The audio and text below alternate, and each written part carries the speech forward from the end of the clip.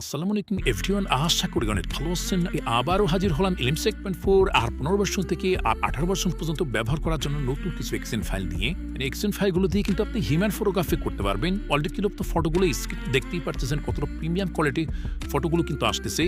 And এক্সেন ফাইলগুলো কিন্তু আপনি ব্যাক ক্যামেরা এবং ফ্রন্ট ক্যামেরার সাহায্যে কিন্তু হিউম্যান ফটোগ্রাফি করতে পারবেন। একেবারে ডিএসএলআর কোয়ালিটি কিন্তু ফটোগুলো আসবে।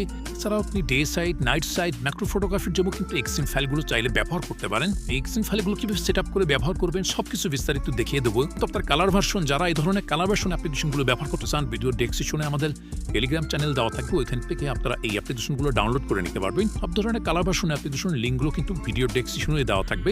দেখতে পারতেছেন এখানে যে এক্সেন ফাইলগুলো দিতেছি, এই এক্সেন ফাইল দিয়ে কিন্তু আপনি day side, night side, human ফটোগ্রাফির জন্য কিন্তু ব্যবহার করতে পারবেন। চাইলে কিন্তু আপনার ম্যাক্রো ফটোগ্রাফির জন্য কিন্তু এক্সেন ফাইলগুলো ব্যবহার করতে পারেন। খুবই প্রিমিয়াম কোয়ালিটির ফটোগুলো আসবে। অলরেডি কিন্তু আপনার কালারগুলো দেখছেন, নাইট রুমের প্রিসেটের মতো কালারগুলো কিন্তু আসতেছে। আপনি সেলফির জন্য কিন্তু হিউম্যান ফটোগ্রাফি করতে পারবেন পোর্ট্রেট মোডে। একেবারে ডিএসএলআর কোয়ালিটির ফটোগুলো আসবে। তাছাড়াও কিন্তু আপনি ডে সাইডের জন্য, নাইট সাইডের জন্য কিন্তু ব্যবহার করতে পারেন। তবে আপনার রাতের জন্য কিন্তু হিউম্যান ফটোগ্রাফির জন্য এই এক্সেন ফাইলটা একেবারে বেস্ট হবে। আপনারা ব্যবহার করলে কিন্তু বুঝতে পারবেন। এক্সেন ফাইল দিয়ে আমি কিছু ফটোগ্রাফি করেছি, আমি আপনাদের দেখিয়ে দিচ্ছি আসলে এক্সেন ফাইলগুলো কেমন কাজ করতেছে। চ্যানেলে যদি নতুন হয়ে থাকেন অবশ্যই চ্যানেলটি সাবস্ক্রাইব করে দেবেন আর পাশে থাকা বেল আইকনটা প্রেস করে রাখবেন।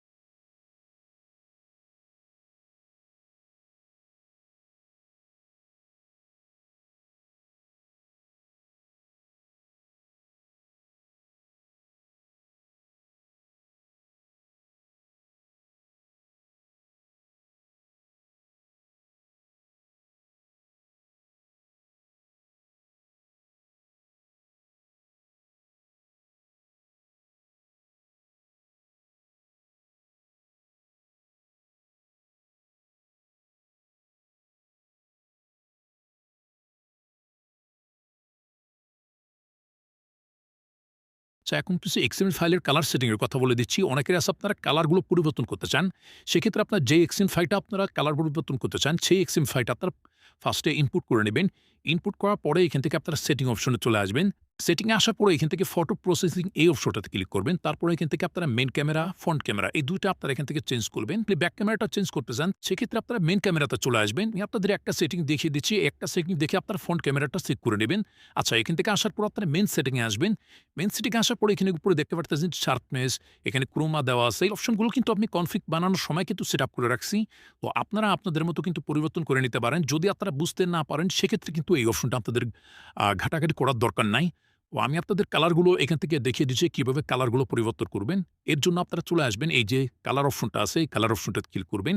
এখানে কিন্তু আপনি অনেক ধরনের কিন্তু কালার পেয়ে যাবেন। এখান থেকে আপনারা স্ক্রল করে নিচে চলে আসবেন। এখান থেকে সিএফ সেটিং যে অপশনটা দেখতে পারতেছেন, এখানে দেখেন green option, red option, blue, yellow, green, red, orange এই অপশনগুলো কিন্তু এখানে দেখতে পারতেছেন। এখান থেকে আপনারা কম বেশ করে দেখবেন যে আপনার কাছে কোনটা ভালো লাগে। যেটা আপনার কাছে ভালো লাগবে সেটা কিন্তু এখান থেকে বাড়িয়ে কমিয়ে আপনি কিন্তু আপনার মন মতো কালারগুলো সেটিং করতে পারবেন। উপরের দিকে কিন্তু আপনার কালারগুলো কিন্তু কমবে, অ্যান্ড নিচের দিকে গেলে কিন্তু আপনি কালারগুলো কিন্তু বাড়বে। এইভাবেই আপনারা মূলত এখান থেকে ব্লু সেটিং, তারপরে গ্রিন সেটিং, এই সেটিংগুলো কিন্তু আপনারা এখান থেকে করে নেবেন। তাহলে আপনার কালার সেটিংগুলো কিন্তু বেড়ে যাবে। আর যদি আপনার ফেসের স্মুথটা যদি একটু বেশি চান, অথবা আপনার নয়েজটা বেশি হয়ে যায়, সেক্ষেত্রে আপনারা নয়েজ রিডাকশন এই অপশনটা চলে আসবেন। এখানে দেখেন স্মুথ নামে একটা অপশন আছে। এই স্মুথে কিন্তু আপনার ডিফল্টে দিয়ে রাখছি। ডিফল্টে আপনার স্মুথটা ভালো কাজ করে। যদি আপনার অতিরিক্ত লাগে সেক্ষেত্রে আপনারা এখান থেকে 3 পয়েন্ট দেখতে পারতেছেন, 3.50 তে করতে পারেন, 4.00 তে রাখতে পারেন। আপনার যেটা ইচ্ছা সেটাতে কিন্তু এখান থেকে সেট আপ করে আপনি ফাইলটা সেভ করে নিতে পারেন। এই সেটিংগুলো হয়ে গেলে এখান থেকে আপনারা ব্যাক চলে আসবেন।